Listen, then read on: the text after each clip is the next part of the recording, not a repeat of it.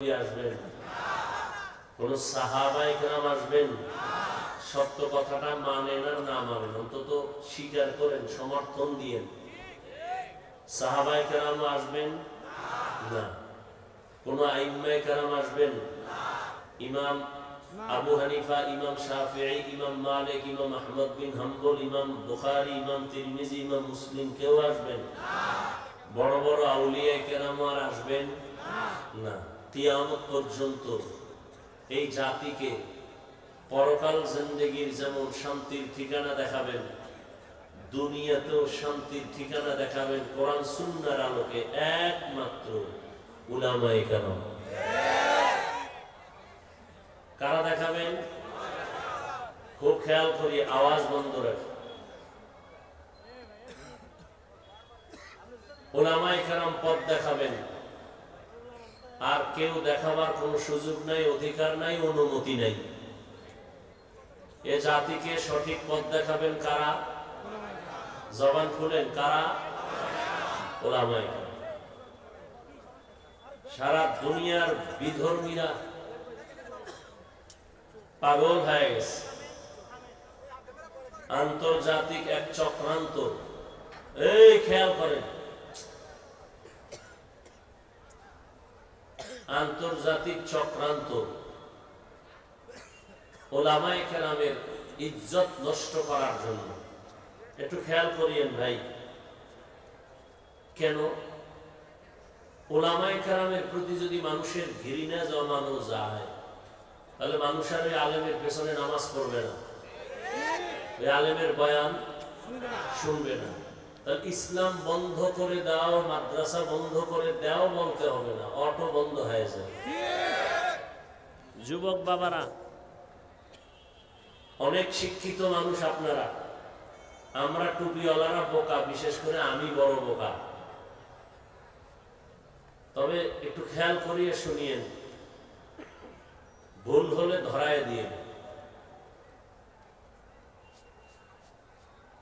তবে বেয়াদবি যেন না হয়, সাবধান।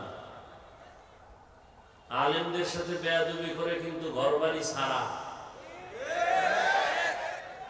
কি তোমরা যারা বেয়াদবি করার মন মানসিকতা নিয়ে ঘুরো, তোমরাও গাড়ি রেডি রাখো, কোন সময় দৌড় দেওয়া লাগে হুঁশ নেই।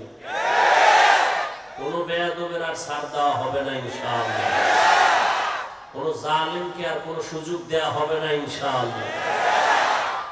কাফনের কাফন রেডি রাখবেন, যখন আলেম ওলামা ডাক দিবেন আবার ময়দানে আন্দোলন হবে জালেমের বিরুদ্ধে। খালি আওয়ামী লীগ আর বিএনপির দিকে তাকায়েন না, আপনারা ব্যক্তি হিসাবে যারা আলেমের বিরোধিতা করেন রেডি থাকেন, আপনার কপালেও দুর্দশা আছে। ফেসবুকে যারা লেখেন মরার আগে মরা লাগবে, রেডি থাকেন। আজরাইল আসার আগে আর একটা মরা আছে, বেয়াদবি করলে কপাল শেষ। আল্লাহ হেদায়েত দান করুন।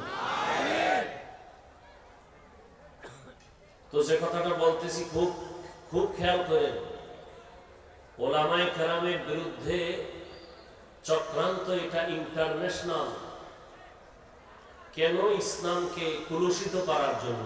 যেমন আমাদের দেশে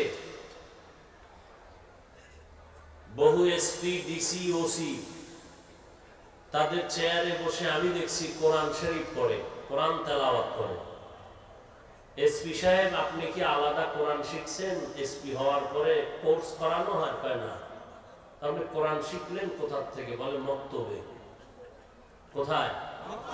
ওই যে ছোটবেলা মা বাবা মক্তবে পাঠাইছিলেন, ওই সময় কোরআন শিখে ফেলেছে। বাংলাদেশে দাঁড়ায় কোন নাস্তিক, কোন বেঈমান, কোন ইহুদি, কোন খ্রিস্টান, কোন হিন্দু বলে নাই মক্তব বন্ধ করে দাও। খুব খেয়াল করবেন, চিল্লাচিল্লি কম করবেন, কথা বুঝেন। মক্তব বন্ধ করে দাও কোন হিন্দু বলে নাই, ইহুদি বলে নাই, খ্রিস্টান বলে নাই, বৌদ্ধ বলে নাই, কোন নাস্তিকও বলে নাই। এমন আকাম ঘটাইছে, অটোমেটিক মক্তব বন্ধ হয়ে গেছে। কি করছে তারা? সকালবেলা যেন মক্তবে ঢুকতে না পারে, সকাল থেকেই স্কুলের আয়োজন। মা মুয়াজ্জিন যখন আজান দিতে উঠে, মাও উঠে সন্তানকে স্কুলে পাঠাবার জন্য। বই ফ্রি, গাড়ি ফ্রি, নাস্তা ফ্রি, এইভাবে দিয়া বাচ্চাগুলোকে ওইমুখী করে দেওয়ার কারণে বলা লাগে নাই মক্তব বন্ধ করো, তাদের অপকৌশলে মক্তব বন্ধ হয়ে গেছে। আমগো মুসলমানের হুঁশ নেই। বেঈমানরা লাফায় তালে তালে, কিছু মুসলমান অন্ধের মতো লাফায়, বুঝে না যে আলেমের বদনাম করলে দিন শেষে ইসলাম খাটো হয়। মানুষ বলে ইসলামই ঠিক নাই, হুজুরেরা ঠিক নাই, তো এগো কথার ইসলামও ঠিক নাই।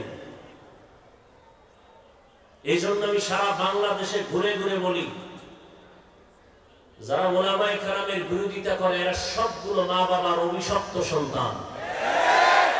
মা বাবার একটাও মুহাব্বতের সন্তান আলেমের বিরোধিতা করতে পারে না। প্রত্যেকটার কপালে মা বাবার অভিশাপ। আল্লাহ পাক ওই গজব থেকে সন্তানদেরকে হেফাজত করেন। আমি আপনাদের সামনে আলোচনার জন্য কোরআনে হাকিমের সূরা আহজাবের 2 টুকরা আয়াতে কারিমা তিলাওয়াত করেছি। নবীজির হাদিস থেকে একটি হাদিসের অংশ পড়েছি। ইখলাস রুহানিয়াতের সমন্বয়, সহি নিয়তে, সহি তরিকায়, সহি কিছু কথা বলার জন্য, শুনবার জন্য আমাকে এবং আপনাদেরকে দয়াময় আল্লাহ তৌফিক দান করেন। ইয়া আইয়ুহাল্লাযীনা আমানুত্তাকুল্লাহ, আল্লাহ বলেন হে মুমিন তোমরা তাকওয়া অর্জন করো তথা আল্লাহকে ভয় করো।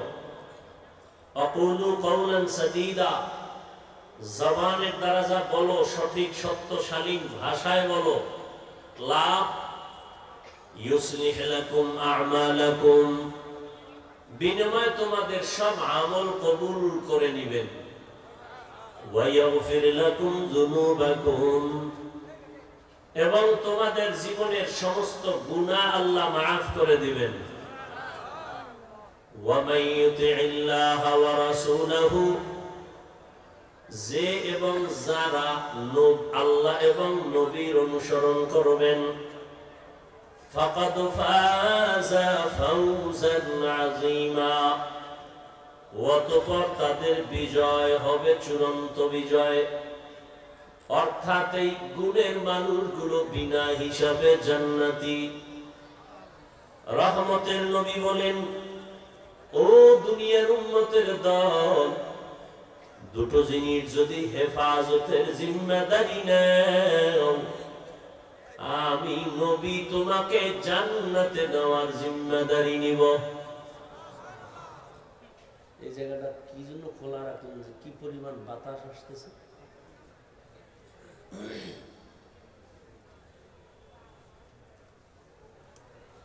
নবী বলেন, দুই জিনিস হেফাজতের জিম্মা যদি নাও, আমি মুহাম্মদ তোমাদের জান্নাতে নেওয়ার জিম্মাদারি নিব।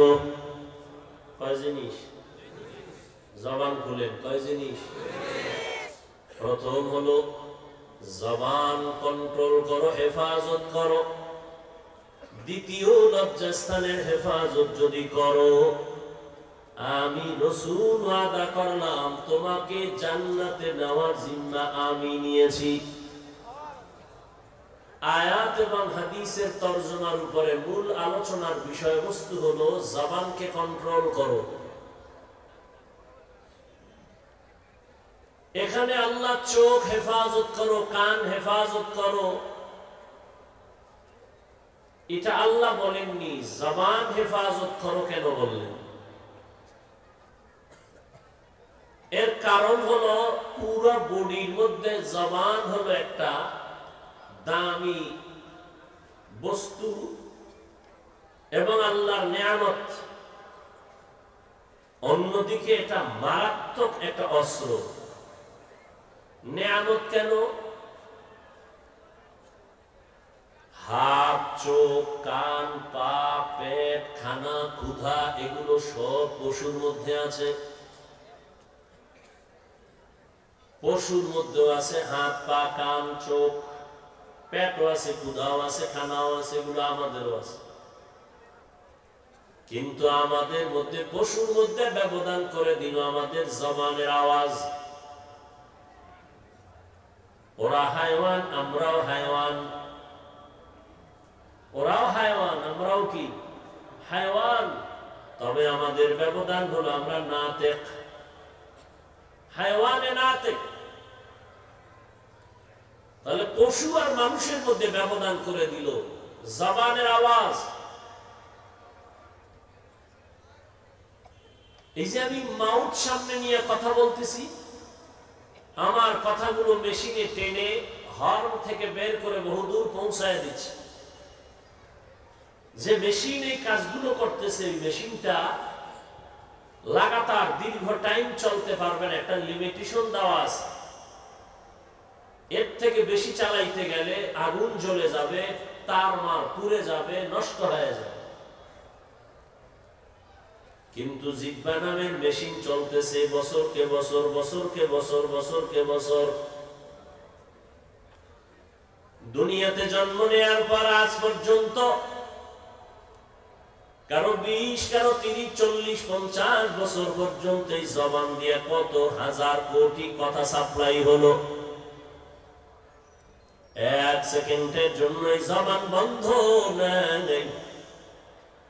কথা বলতে বলতে ঠোঁট ব্যথা করে, গাল ব্যথা করে, কপাল ব্যথা করে, জিহ্বা কখনো ব্যথা করে না। ঠিক নেই? আল্লাহর কত বড় নিয়ামত। মোবাইলে কথা বলতেছি, দীর্ঘ টাইম কথা বলার পরে কথার মাঝখানে আসল টাইমে কথা কেটে গেল, মাথা গরম হয়ে গেল। ব্যাপার কি? স্ক্রিনে তাকায় দেখলাম নেটওয়ার্কের কোনো সমস্যা, দেখি না ভুল নেটওয়ার্ক মজুদ।